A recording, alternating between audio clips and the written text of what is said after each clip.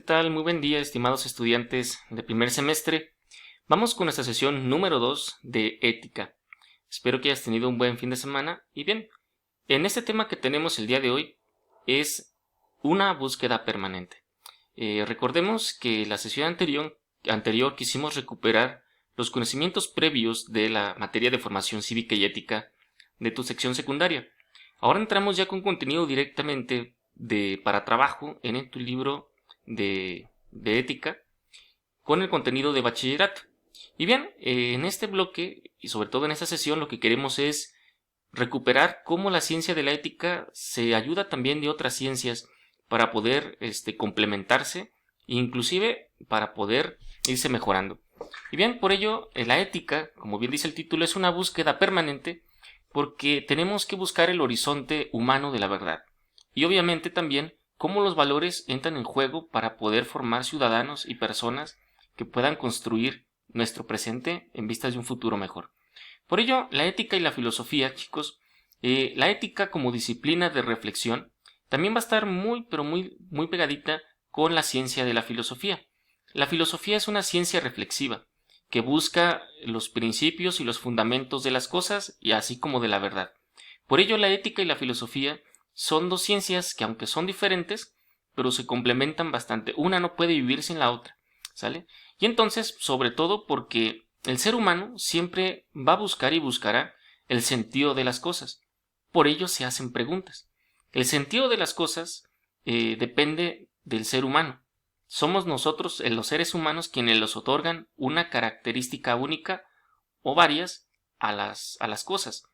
Es decir, nosotros le cargamos de ese simbolismo a las cosas. Por ello que el hombre siempre está en la necesidad de hacerse preguntas. ¿Por qué suceden las cosas? ¿Por qué es tan valioso esto?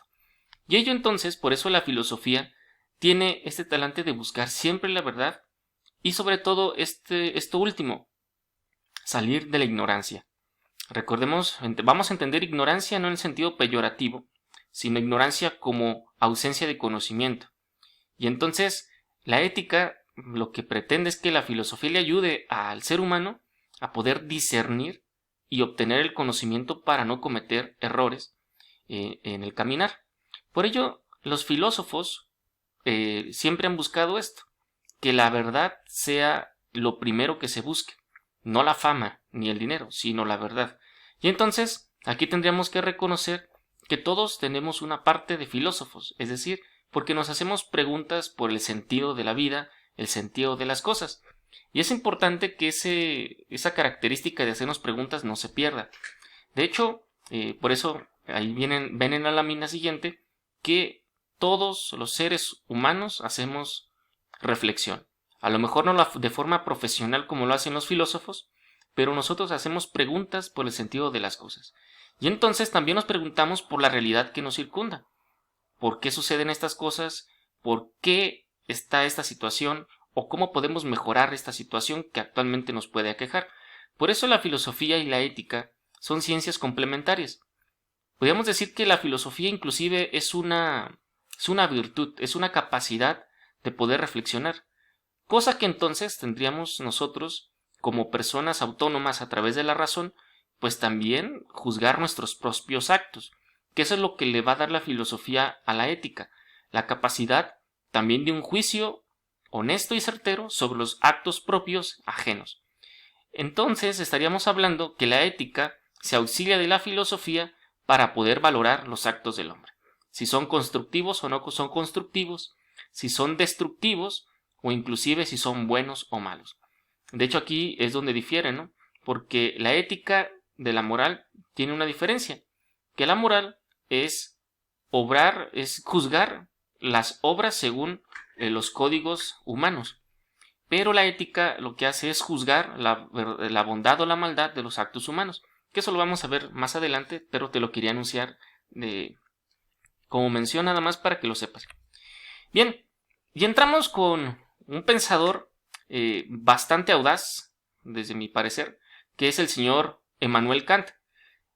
Immanuel Kant representa, digamos, este motivo filosófico, esta actitud filosófica de salir de la ignorancia. Por ello, tiene esa frase en latín, sapere aude, que significa atrévete a pensar. pero no significa solamente pensar por pensar, ni atrévete a pensar por ti mismo, que es la idea de una autonomía de la razón.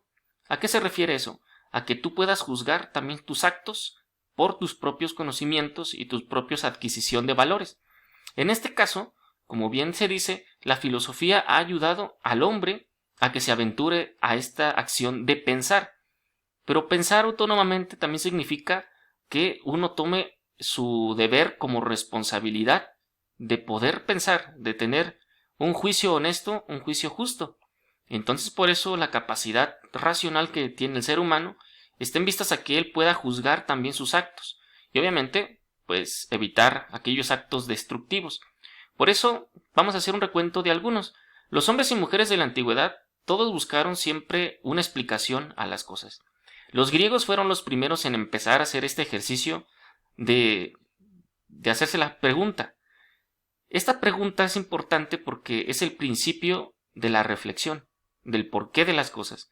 Y entonces ellos empezaron a hacer la primera pregunta, que en griego sería genenarqué, que significa cuál es el origen de todas las cosas. Y empezaron, cada quien en su reflexión, a hacer sus aportaciones, obviamente que son aportaciones desde su reflexión. No había en ese momento, siglo VI antes de Cristo, pues una ciencia tan avanzada que pudieran darles más elementos pues para complementar sus respuestas. Ahora bien, estos juicios, esos intentos de respuesta por esas preguntas de cuál es el origen de las cosas, de dónde venimos, pues fue lo que abrió la puerta a la reflexión. Y a partir de esas preguntas se fueron haciendo otras y otras y otras, y eso entonces fue acrecentando el conocimiento. Por eso, el atrévete a pensar que dice Kant realmente es la actitud filosófica por excelencia, que es indagar, buscar, obtener respuestas. ¿Sale? Es una búsqueda permanente por la verdad y el conocimiento. ¿Qué pasaría entonces si un día se abandona esta actitud? Bueno, pues el conocimiento llegaría a su límite o a su fin, porque ya no nos importaría conocer más. Entonces, por eso las preguntas son totalmente importantes, porque la pregunta es este motivo para no quedarte con la duda, sino tener un conocimiento certero y verdadero de las cosas. Por eso, como pongo allí en la lámina, la pregunta es el punto inicial de todo. ¿Sale? Si no se preguntan, no hay conocimiento, no hay indagación. Imagínense, a partir de la pregunta ¿por qué las aves pueden volar? Fue quizá el principio para poder construir los aviones y los helicópteros. ¿Sí? O sea, a partir de una pregunta, a partir de una curiosidad, ¿sí?, de una mente inquieta, es como se llegan los descubrimientos científicos. Por eso, y también, pues se llega a profundizar mejores realidades. ¿Por qué las aves pueden volar? O así, ¿por qué hay oscuridad? ¿Por qué hay color? ¿Por qué hay enfermedades? ¿Por qué sucede esto? Para que te des cuenta de que la actitud filosófica de la indagación es el que te mueve y mueve a la persona a poder profundizar mejor su realidad y también inclusive pues a profundizar más quién es él y a dónde quiere llegar.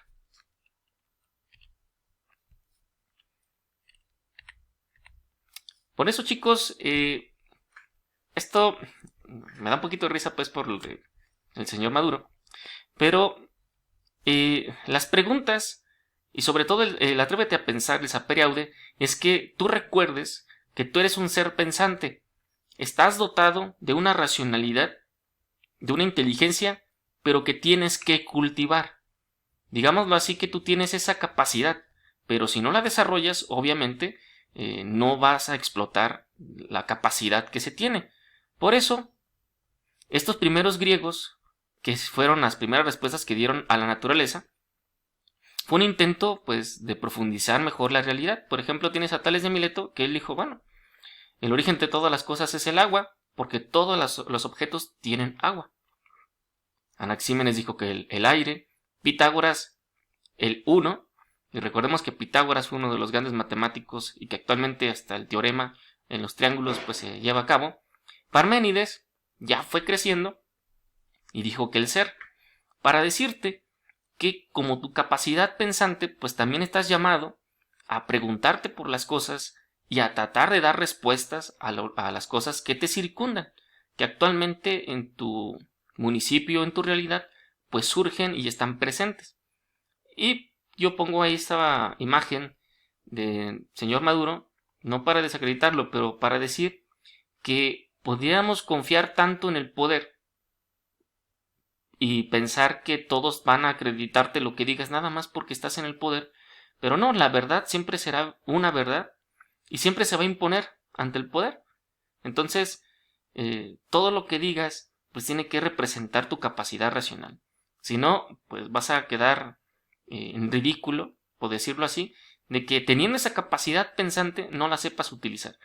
Por eso la idea de Kant, sapere aude, atrévete a pensar, obviamente es una invitación a que tú también formules tus juicios, te analices y analices los demás para que puedas caminar por el camino de la verdad.